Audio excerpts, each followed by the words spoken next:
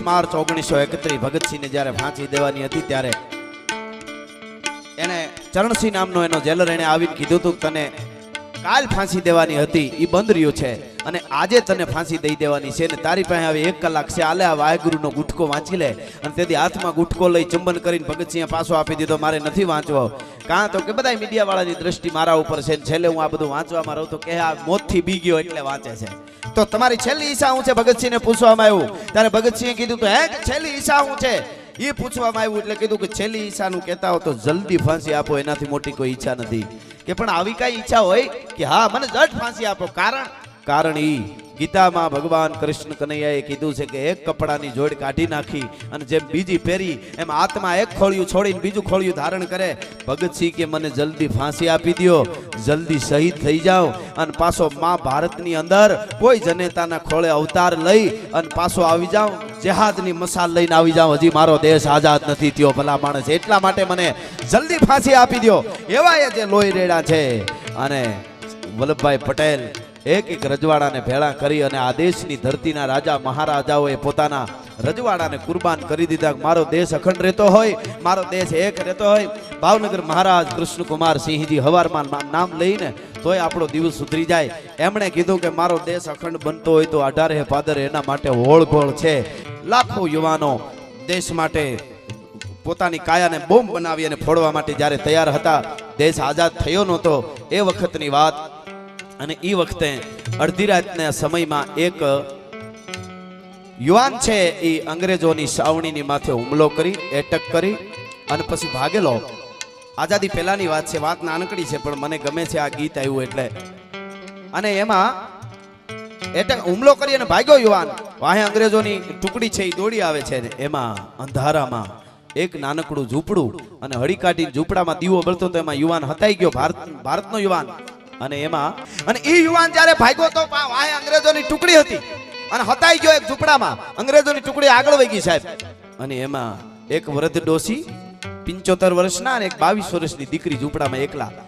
ઊભા થઈ ગયા કોણ છો કે હું એક યુવાન છું ભારતનો અને ક્રાંતિકારી યુવાન છું મારી વાહે અંગ્રેજોના ટુકડી આવે છે એટલે તરત હતાડી દીધો ઓહો અંગ્રેજો એટલે રાક્ષસો કહેવાય અને બધું એમને હતાડી દીધો અંગ્રેજો આગળ વહી ગયા ઝૂંપડામાં દીવો બળે છે માં દીકરી એકલા છે આમ ખૂણામાં જોયું મારે પાણી પીવું એટલે ડોસીએ જવાન દીકરી સામે નજર કરી દીકરીએ પાણી ભરી દીધું પાણી પીતા પીતા યુવાન પૂછે છે કોઈ પુરુષ નથી ઘરમાં ઝૂંપડામાં એટલે કીધું કે ના નથી કે તમે એકલા જ એટલે ડોહીના આંખમાં આંસુ આવ્યા 22 વર્ષની દીકરીના આંખમાં આંસુ આવ્યા એટલે કીધું કે કેમ તમે રોવો છો હું તો ખાલી વાત કરું છું કે બસ એમ જ તો કે નહીં તમે ભારતની આર્ય નારી છો આ દેશની આર્ય નારી આ દેશની નારી શક્તિ જો રોવે તો દેશને અમે આઝાદ નહીં કરી શકી અમે ભારતના કોઈ યુવાન હોય તો આ દેશની નારીઓ માડી અને આ દેશની દીકરીઓના એક જોશથી અમે લડી શકીએ છીએ ભારતની આર્ય નારીને શક્તિથી લડી છીએ અને પછી એમણે વાત કરી 1 મિનિટની મિત્રો આ વાત યુવાન ક્રાંતિકારી યુવાન છે આઝાદી પહેલાની વાત કરું છું એક ઝૂંપડામાં હતાણો છે ને એને ઓલા ડોસી વાત કરે છે કે આપણા દેશને તો તમે વેલા મોડો આઝાદ કરી દેશો તમારા જેવા યુવાનો કરી દેશે પણ સમાજમાં અમુક કુરિવાજો રૂપી રાક્ષસો કર્યા છે એને કોણ આઝાદ કરશે એને કોણ કાઢશે કેમ કે આ મારી 22 વર્ષની દીકરી રીની મારા ડોસી કે છે મારા દીકરાની દીકરી છે આ ઈ વખતે થોડા વેલા લગ્ન થઈ જતા એટલે ઈ કે 16 વર્ષે મારી દીકરીને પરણાવી હતી મારે પણ 22 વર્ષની થઈ અમારા સમાજમાં એની હારે કોઈ લગ્ન ન કરે શું કામે કે 5000 રૂપિયા દહેજ હોય ને તો જ લગ્ન કરે હું દીકરીની હારે 5000 રૂપિયા આપું ને દહેજ તો જ લગ્ન મારી પાસે 500 રૂપિયા નથી ડોસી રોવા માંડી અને હું કેમ લગ્ન કરું આ મારી દીકરાની દીકરીના અને તેથી યુવાન બોલ્યો તો કે તમારી દીકરીના લગ્ન હવે થઈ જશે કેમ કે બાજુમાં અંગ્રેજોનું થાણું પડ્યું છે ત્યાં તમે જાઓ તમને 5000 રૂપિયા આપશે કે 5000 રૂપિયા ઈ રાક્ષસો આપે ઈ તો લોહી પીવે કે આપશે કે કેમ આપે કે તમે માં દીકરી જાઓ ને મને આ ઝૂંપડામાં પૂરતા જાઓ અને અંગ્રેજોની સાવણીમાં જઈને તમારે એટલું જ કહેવાનું કે જે ક્રાંતિકારી યુવાન માથે તમે 5000 રૂપિયો ઇનામ રાખ્યું છે ને ઈ ચંદ્રશેખર આઝાદ મારા ઝૂંપડામાં હતાણો છે માટે પકડી લ્યો મને 5000 આપી દો એટલે તમને 5000 આપી દે ભલા માણસ ઈ ચંદ્રશેખર આઝાદ મારા ઝૂંપડામાં હતાણો પણ તા તો ડોહીમાં ઊભા થઈ ગયા 75 વર્ષના અને દીકરી આમ પાસે આવીને ઊભી રહી કે હવે લગ્ન નથી કરવા હવે દેશને આઝાદ કરવા માટે ખપી જવું છે ભલા માણસ આવા હજારો લાખો યુવાનોએ અને હજારો દીકરીઓએ બલિદાન આપ્યા છે ને ત્યારે હું ને તમે આઝાદ થયા છે, ત્યારે ભારતીય દેશમાં ભારત આઝાદ થયો અને સુપર પાવર બનતા વાર નહીં લાગે. મારે ને તમારે એક થઈ અને માં ભારતી માટે જેમ એક થતા જાય છે એમ થતા રહેવું ને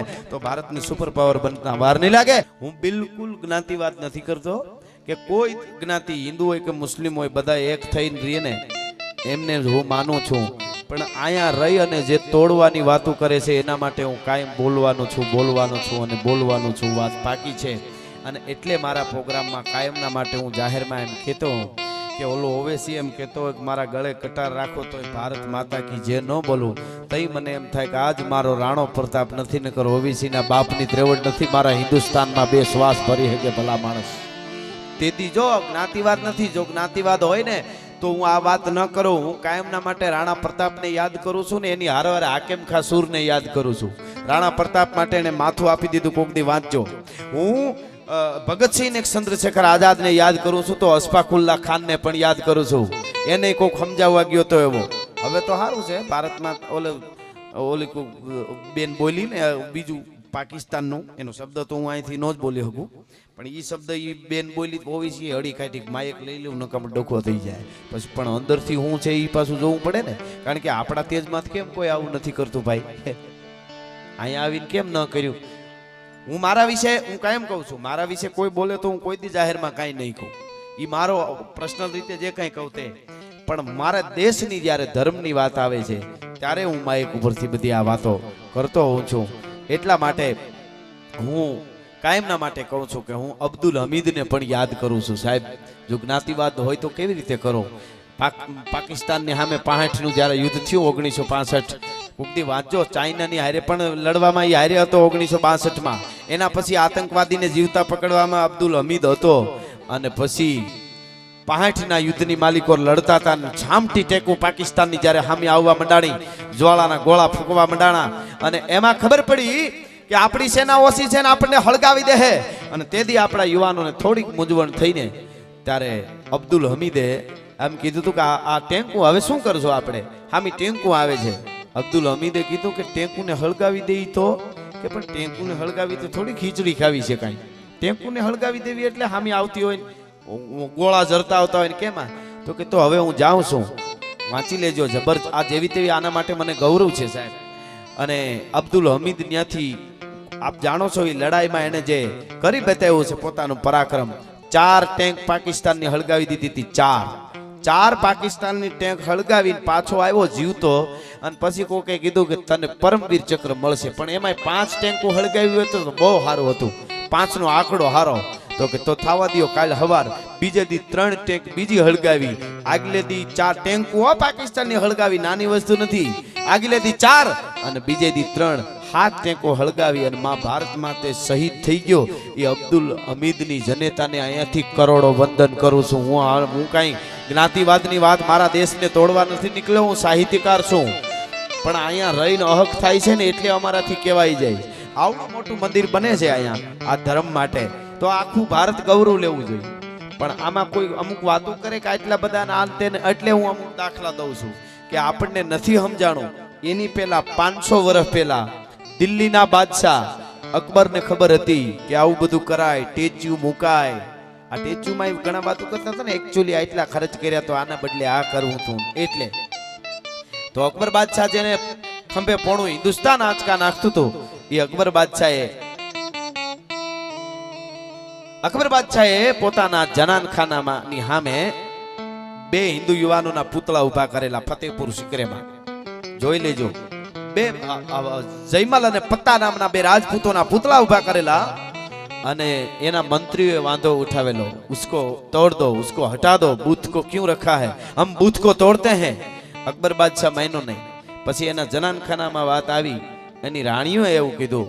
कि वो मेरे 14 तबक को हिलाने वाले जलाल आप किससे डरते हैं, बूथ को तोड़ दो, हम बूथ को तोड़ते हैं. हिंदू के पुतले का मुख हम सुबह के उठ के क्या देखे क्यों देखे, हवाરમાં ઉઠીને અમે આના મોઢા કેવી રીતે જોઈ શકી. અકબરની પત્નીએ કીધું કે આ હિન્દુ યુવાનોના પુતળા ઉભા કર્યા છે તમે, બૂથ કો તોડ દો. અને અકબરે કીધું ये बूथ नहीं ये सबूत है. कि कैसा सबूत. और तेदी એને કીધું અકબર બાદશાહે કે सुबह उठ के मेरी कोई भी बेगम एक बार ये पुतले का हिंदू के राजपूत के पुतले का मुख देख लेंगे और एक शाहजादा ऐसा पैदा हो जाएगा तो मेरी दिल्ली की गद्दी के सामने कोई आंख उठा के नहीं देख सकेगा। એને ખબર હતી કે આના પૂતળા રખાય અને પાકીટમાં કે ફોટામાં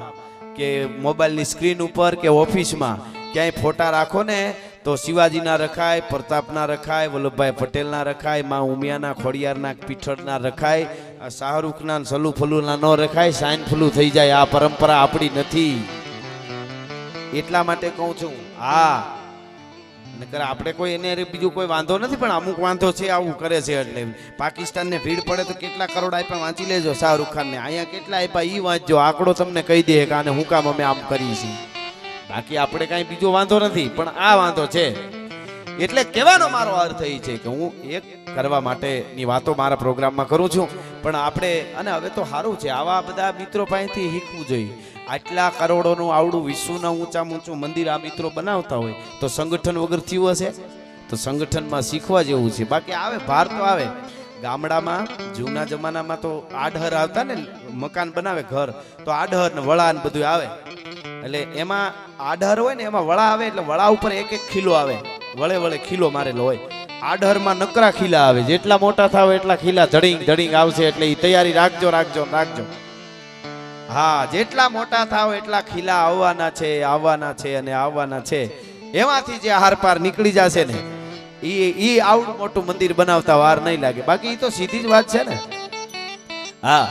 એટલે મારે આવી બધી અમે વાતો કરતા હોય મિત્રો કરો તો હારા કરવા નકર એકલા રહેવું માવા હારું થઈને ખીચા પાડી નાખે એવા મિત્રોય ન કરવા કોઈ દિવસ હા મિત્ર છે ને ખરાબની સંગત થઈ જાય ને ખરાબની સંગત છે ને એ અંગારા જેવી છે મિત્રો અંગારા જેવી અંગારો તમે જગતો હોય ને પકડો ને તો હાથ બળે ઠરી ગયા પછી પકડો તો હાથ કાળો થાય એટલે એ કંઈક ને કંઈક રીતે નડે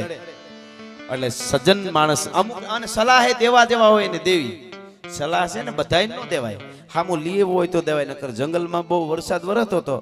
અને એમાં ચકલી એક સરસ મજાની સુગરી માળો બનાવે ને સુગરી આપણે કહી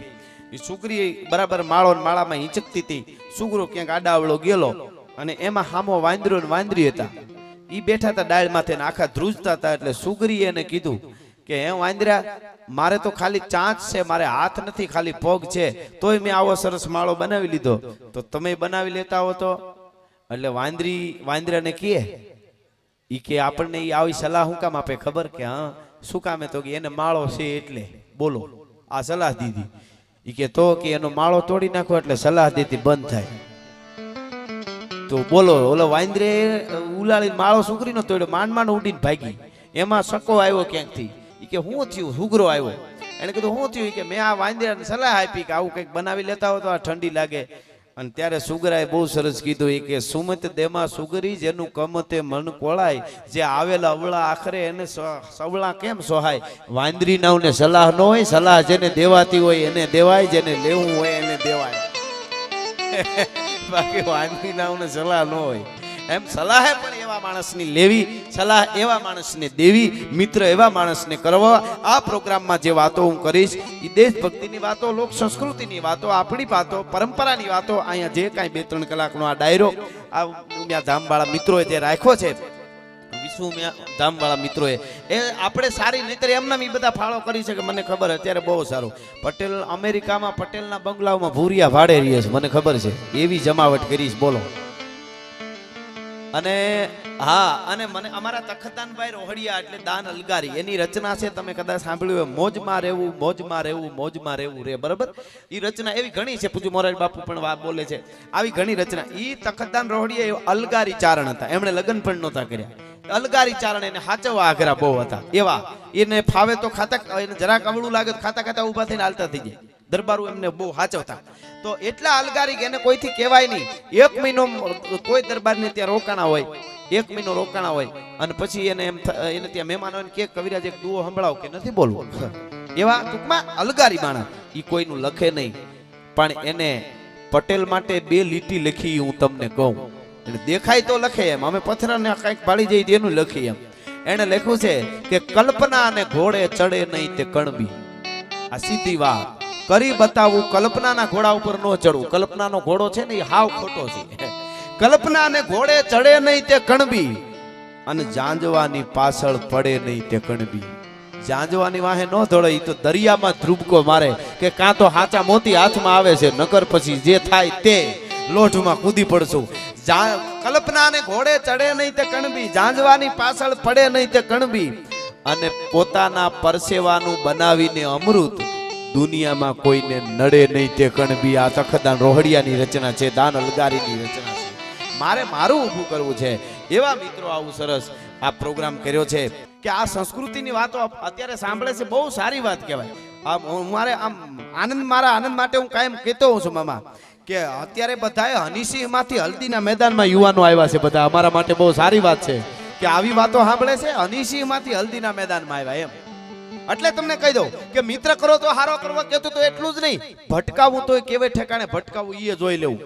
કોની હારે ભટકાવું? ગીરમાં કોક દે આવો ફરવા અને સિંહ વયો આવતો હોય ડાલા મથો હાવજ, હા જેને કહેવાય ગોળા જેવું માથું હોય અને ધીરો ધીરો ધીરો સાતી ગાજતી આવતી હોય અને વયો આવતો હોય, ઈ હાવજ હાયલો આવતો હોય ને તમે રસ્તામાં હામાં મળો અને થોડોક જીગર હોય ને તો એમને ઊભી જાવ ને બે ખોખારા મારો તો સિંહ તરી જાય. જીગર જોઈ એકચ્યુઅલી, પણ અમે ઘણી વાર ઉભા રહ્યા છે તરી ગયા છે એટલે હું કહું છું આ વાત, હું મારી વાસ્તવિકતા કહું. હાવજ તરી જાય. શું કામે તરી ગયો ભાઈ? બી જાય. હાવજ હાયલો આવતો હોય ને એક પંજો પથ્થર આમ માથે મારે, લાડવા જેવડો પથ્થર હોય, લાડવા જેવડો, મોસંબી જેવડો એકચ્યુઅલી એવડો પથ્થર હોય એની માથે હાવજ આમ થાપ મારે અને ઈ પાણો ઉડે ગામ કરતો અને પોચું કડાયા જેવું ઝાડ હોય ને તો ઝાડમાં ખૂતી જાય પાણો, એવડી તાકાત હોય એની. ધૂળ તગારું તગારું ધૂળ ઉડાડતો આવતો હોય. ઈ સિંહ મને તમને ભાળે ને આપણે રસ્તામાં ખોખારો ખાઈને ઊભા રહીને ખોટા આમ વાયડા ન થાય તો ઈ હાવજ તરી જાય. શું કામ તરી ગયો ભાઈ? બી ગયો નહીં, બીનો નથી. એને આમ ઊંચું કરીને જોઈ લે,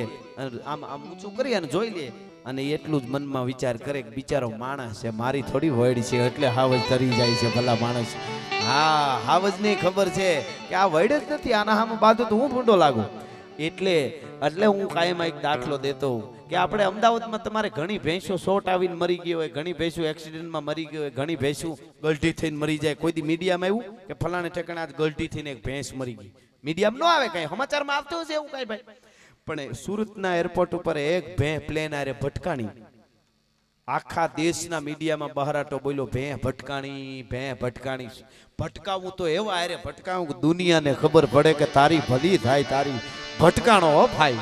હા, દુનિયાને યુવાનો આ શીખવા જેવું છે.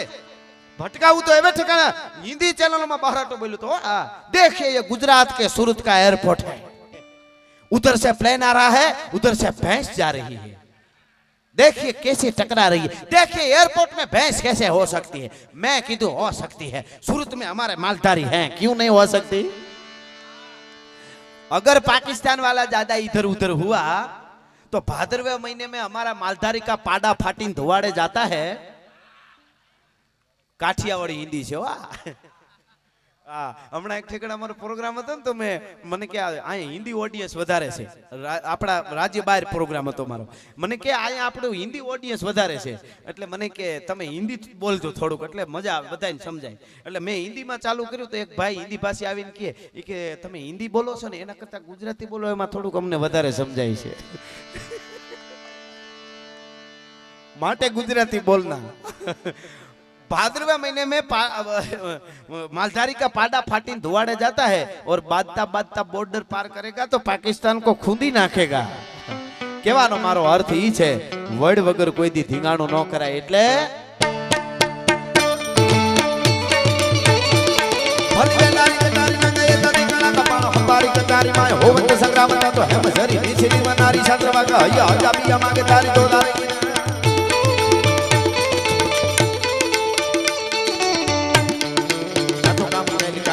कारी काम का तो काया को बनाव का तो आप ही प्रमाण का के हाथों बाबा हाथों ये ईश्वरा को साम तोड़ो देवरो मंडाल मूल गिरी मेर सब काया का तो काम कारी बिना कारी काम का तो काया को बनाव का तो आप ही प्रमाण का के हाथों बाबा हाथों हाथों हाथों हाथों हाथों हाथों हाथों हाथों हाथों हाथों ए दुनिया में બધુંય ખોટું છે, એક દ્વારકા વાળો જ હાચો છે, હાચો છે. हाथों एक ईसरा को साम कूड़ो देवरो मंडाल मूल गिरी मेरे सबे कूड़ो कूड़ो है जमी को पीठ कूड़ो अहंकार कूड़ो है કોરા બાપ ભવાની જમાવ કૂડો ગીરધારી નાહી કૂડો એક હી ગોપાલ ગીરધારી નાહી કૂડો એક હી ગોપાલ આ બધા ચારણી સાહિત્યના ગીતો છે પણ આપ બધા અહીંયા આવ્યા છો મારે એક વાત આપને હું કેવું શરૂ વાત અહીંથી કરું કે આપ બધા આટલી સંખ્યામાં ભેગા થયા છો આ ઉમિયાધામ વાળા વિશ્વ ઉમિયાધામ વાળા બધા મિત્રોએ આવો સરસ પ્રોગ્રામ રાખ્યો આનું પરિણામ શું ભાઈ 21મી સદી છે ભણેલા માણસો કાલ મને તમને પૂછે કે આટલા બધા ભેગા કર્યા આ બધી વાતો આટલી કલાક તો અહીંયા ગૃહ પ્રધાન પધાર્યા અને આ બધા મિત્રો આવ્યા તો આનું પરિણામ શું એમ તો હું તમને કહું એના માટે કે ભણવું બહુ જરૂરી છે આગળ વધો ભણો બધું જરૂરી પણ એની અરે જો સંસ્કાર ન હોય તો શું થાય એની લાઈવ મારે જોયેલી 2 થી 3 લાઈવ એટલે લાઈવ થોડા સમય પહેલા બનેલી ઘટનાની નાની 1 મિનિટની 3 વાત એટલે 3 મિનિટ કરું હું આપણે કે આ બધું હું છે ને 5-6 મહિના પહેલા એક જગ્યાએ પ્રોગ્રામમાં ગયો જો ભણતર નકરું હોય ને સંસ્કાર ન હોય તો શું થાય એટલે આ સંસ્કૃતિની વાતો બધી જરૂરી છે એટલે આ પ્રોગ્રામો જરૂરી છે એટલા માટે કહું છું 5-6 મહિના પહેલા હું એક પ્રોગ્રામમાં ગયેલો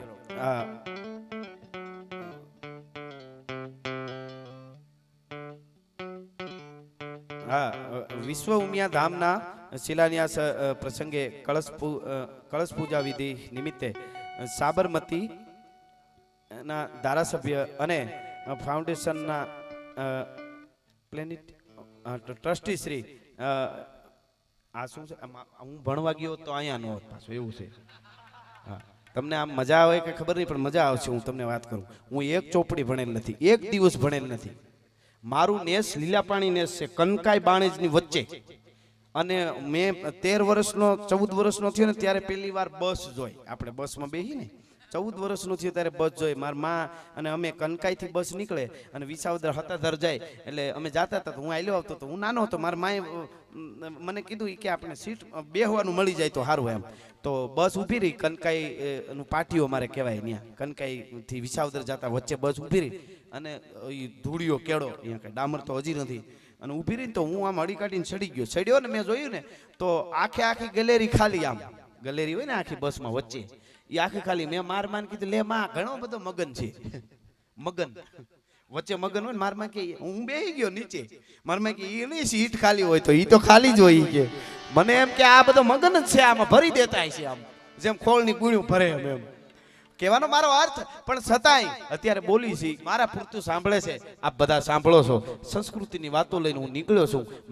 મારી નહીં પણ મારા તમારા બાપ દાદાએ જે સારું કર્યું અને આપણી ધૂળની માટીની વાતો લઈને નીકળ્યો છું લખતા વાંચતા આવડે છે હાથે મારા બાપુએ મને શીખવાડ્યું ત્યાં સ્કૂલ હજી નથી લીલા પાણીના નેસમાં આજે સ્કૂલ નથી 5-7 ઘરનું નેસ ફરતા મોટા મોટા પહાડો સિંહોની હારે ખૂબ ભેહું સારી ગાયું સારી આનંદ કર્યો અને પછી નીકળ્યો બહાર તો મને મજા આવી બહાર તો બગીચા બહુ સરસ છે એટલે હું આનંદ કરાવું છું આપને એટલે એમાંથી મને લખતા વાંચતા મારા પૂરતું આવડે પણ મારો કોઈ શિક્ષક મારા બાપુજી શીખવાડ્યું એટલે શિક્ષક જ મારા કહેવાય એ ગુરુ છે ને બધું એક જ છે એટલે એનો અર્થ એવો નથી કે તમે ન ભણતા તમે બહુ ભણજો પણ ભણવાની સાથે જો તમારામાં કંઈક તાકાત હોય ને તો એની હારવાર તમે એકચ્યુઅલી મારા પાસેથી થોડુંક લઈ શકો કે ભણ્યો નથી તો આટલું તો કરું છું એટલે હું પછી આગળ જરીક મને સમજાવો ને વચ્ચે તો આપણે જાહેરાત કરી જ દેશું ભાઈ કરી દેશે બરોબર એટલે હું જે મૂળ વાત કરતો તો એ તમને હું કહું ગીરમાં મજા આવે હો ગીરમાં તો તમે બધા જાતા જઈશો હે નામ જુઓ સંસ્કૃતિ તો બધે છે આપણે ત્યાં ક્યાંય બગડી ગયું છે એવું નથી કહેતો મેં જોયા છે અમેરિકામાં 152 જણાનો પટેલનો એક પરિવાર ભેળો રહે છે જોઈન્ટ ફેમિલી હવે આ ક્યાં તમે આમાં જો જગ્યાનો જો ઓલું હોય કે બહાર જઈને બગડી જાય એ નથી એ તો સંસ્કારને આવતાય પેઢીયું લાગે છે અને સંસ્કારને જાતાય પેઢીયું લાગે છે ભાઈ એ કાંઈ રાતોરાત લોટરી ટિકિટ લાગી જાય કાંઈ સંસ્કારી થવાય નહીં સંસ્કાર કાંઈ વયા ન જાય એમ જેને રાખવું છે મને ઘણી વખત વાત આવે બેનું દીકરી જીન્સનું પેટ પહેરીને નીકળે ને બરમુડા પહેરીને નીકળે ને ઓલું પહેરીને નીકળે ને બગડી ગયા છે ને મને આમાં કાંઈ હળહુતી નથી હું તો એટલું માનું કે જીન્સ પહેર્યું હોય કે દુનિયામાં કાંઈ પહેર્યું હોય પણ અંદરથી તો મારા દેશની દીકરી શક્તિ જોઈએ એમાં તમે પહેરવા ને માથે જાઓ તો તમારી નજરમાં ફેર છે હારા પહેરો તો હારા લાગો પાછી એ ખબર પડે છે ભર્યો પહેરવા પહેરો તો તમે સારા લાગો, ઈ મને ખબર, પણ આ પહેરે છે ઈ બગડી ગયા છે, ઈ વાતને હું નથી માનતો. ઈ તો અંદરની દુનિયા શણગારી રાખો તો બહાર કાંઈ થવાનું નથી. ભલા માણસ, તમારી નજર કેવી છે તમે ધારો તો તમારી દીકરી 17 વર્ષની હોય ને એમણે એવું પહેર્યું હોય તો તમને કેમ એમાંય શક્તિ જ દેખાવી જોઈએ, અને બીજાને દીકરી હોય એમાંય શક્તિ દેખાય ને તો પછી બધું હરખું છે સાહેબ. હું તમને અહીંથી સીધો દાખલો દઉં. અહીંથી તમારે હામા ગેટને બદલે 1 કિલોમીટર હાલીને જવાનું હોય, અહીંથી 1 કિલોમીટર, અને કોક કાંકરાના કાંટા પાથરી દે રસ્તામાં, કાંકરાના કાંટા, અને પછી કે હવે દોડીને જાઓ તો તમે હારા બૂટ પહેરો એટલે કરડ કરડ કરડ કરડ 1 કિલોમીટર દોડ્યા જાઓ. ભલે ગમે એટલા કાંકરાના કાંટા હોય, બહાર ગમે એટલા હોય દોડ્યા જાઓ, પણ બૂટની અંદર ખાલી એક કાંકરો હારો નાખી દે ને તો 3 ડગલા ન ભરી શકો. અંદરથી કાંકરા કાઢી નાખો એટલે બહાર બધું ગમે એટલું હોય છે, એ કાંઈ દુનિયામાં તમને કોઈ હેરાન નથી કરી શકવાનું. અંદરની દુનિયા કેટલી શણગારી છે ઈ બહુ મોટી વાત છે. આપણી આંખ બગડી જાય, આપણી નજર બગડી જાય, બધું બગડી જાય, પછી આપણે કઈ ફલાણા બગડી ગયા છે, ફલાણાને અડવું નહીં, ફલાણાના હાથનો રોટલો ખાવો નહીં, ફલાણાને આમ ન કરવું, અમને બધી ખબર પડે છે. અમે પ્રકૃતિને પ્રેમ કર્યો છે, અમે આ કુદરતની રચનામાં અમને એમ દેખાય કે આ માં ઉમિયાએ લીમડો ઉગાડ્યો છે, હું અહીં બોલું એ માં ઉમિયાએ કર્યું છે, અહીં બધા શ્વાસ લે છે એ ઓક્સિજન માં ઉમિયા આપે છે. આ બધું જ્યારે દેખાવા માંડે ને ત્યારે જગતની માલિકો દુનિયામાં તમને કઈ ખરાબ દેખાતું જ નથી. આ સીધી વાત છે સાહેબ, આ બહુ મોટી વાત છે. હું તમને દાખલો આપું, માતાઓ બહેનોને લઈ, દાખલો પુરુષને ઈ લાગે પણ માતાઓ બહેનોથી એક દાખલો સરસ તમને દઉં કે કોઈ બેન દીકરી હોય પરણીને આવે હારે, અને એના પતિને એમ કે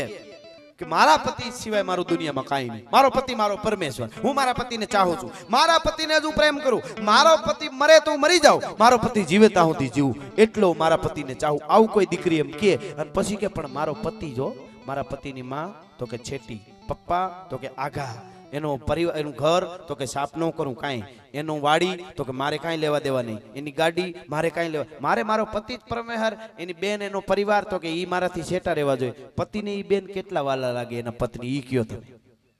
નકર કહે છે કે હું મરવી જાઉં, મારા પતિ માટે મરી જાઉં, પણ છતાંય એનો પરિવાર મારો નહીં, તો એનો પતિ તરત કહી દે તો મને મારો પરિવાર બરોબર છે, તમે એકચ્યુઅલી ઉમિયામાં ભજન કરો ને છેટા રહ્યો, કહી દે ને સાહેબ. તો હવે હું મુદ્દો મારે જે કેવો ઈ તમને કહું, તો આપણે કાયમના માટે હે ઉમિયા કર્યા કરી કે હે રામ, હે કૃષ્ણ, જેને માનતા હોય ભગવાનને હું ચાહું છું. અને ભગવાનની ધરતીને બગાડી, જાળવાનો હોથ વાળ્યા કરીને, પાણી બગાડીને, બજારું બગાડીને, કચરો નાખીને, પ્રદૂષણ ફેંકા કરીને પછી કઈ હું તો પરમાત્માને પ્રેમ કરું, પરમાત્મા કે સેટો રહે તું, આ બધું મારું છે, એને હણગારી, એને ધ્યાન રાખ, પ્રકૃતિ નો બગાડ, પર્યાવરણ નો બગાડ, તો હું તને હું હામો ચાહું છું. એ આ સીધો દાખલો છે સાહેબ. એટલે હું આપને એ કહું છું કે તમે હજી કોક દી ગીરમાં જાઓ તો નેહડા તમે જોજો, તમને આંખની ઓળખાણ ન હોય અને એ ફળિયામાં જઈને ખાલી ઉભા રહેજો,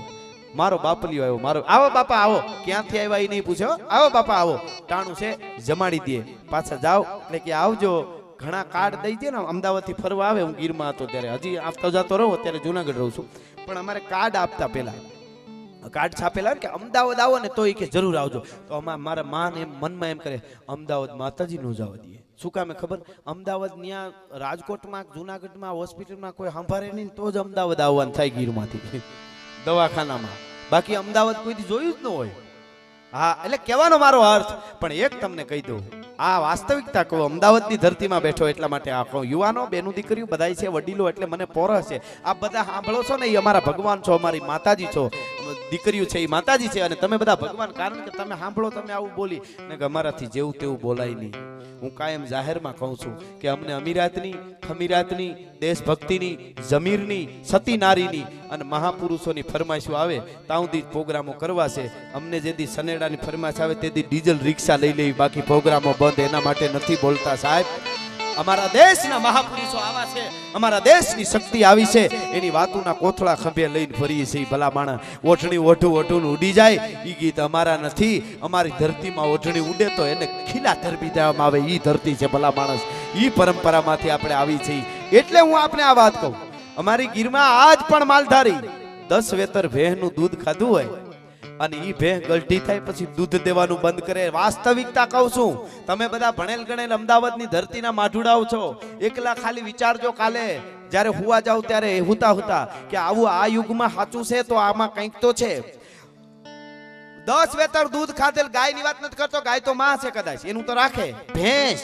10 વેતર સુધી દૂધ ખાધું હોય પછી ભેંસ દૂધ આપતી બંધ થઈ જાય તો એના પછી 2-5 વર્ષ કે 3 વર્ષ જીવે, પછી એને માલધારી ખોબો ખોળ આપે. મોંઘા ભાવનો ખોળ આપે. શું કામે? 10 વર્ષ દૂધ ખાધું અને એને કોઈ કાપવા વાળો ખાટકી આવીને કે ગાલીઓ 5000 આપી દઉં, તમારી ભે હવે ક્યાં દૂધ દે છે? હવે તો ગલટી થઈ ગઈ. તો અમારા માલધારી કે ભલે ગલટી થઈ ગઈ પણ એનું અમે 10 વેતર દૂધ ખાધું છે ને, એ અમારી માં છે, એ અહીં મરી ભલે જાય પણ એને અમારાથી ખાટકી વાળે. ઘરમાં ખાવાનું ન હોય તો 5000 રૂપિયા ન લે, ભે આપે નહીં. ત્યાં ભે નથી દેતા. 10 વર્ષ દૂધ ખાધેલી આજની વાત કરું, 21મી સદીની, 2020 ની વાત કરું. ભે તમને ન આપે ગલટી થયા પછી ન્યા. અને અમુક જગ્યાએ માણસો મા બાપને મૂકી આવે છે, તો ક્યાં કેટલો તફાવત છે મારે ઈ કેવું છે. બાકી તો બહુ ભણજો અને બહુ આગળ વધજો, ઈ તો બહુ સારી વાત છે.